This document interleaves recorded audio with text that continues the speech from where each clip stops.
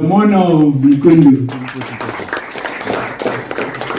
Before I go any further, to respect the ambassador Utaona Shena Mai, to those who music history, music industry in Zimbabwe, those some of the people who have contributed a lot to gospel music, and they are one of the first people to teach about Kurumbiza South African music.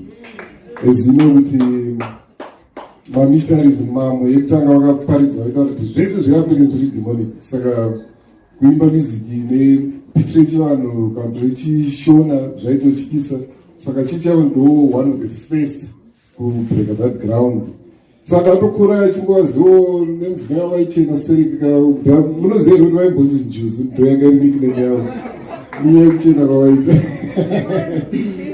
Saka tainochina kutaura vachingoti pamwe havasvikike unoziva kuti ngotarisa from afar so uchiti ava vataurike navo. So I was very shocked when I started speaking to them. I think 1994 or 95 between those 2 years.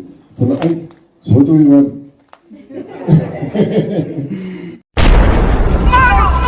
Well, it's monosophical. It is what it is. We say it like it.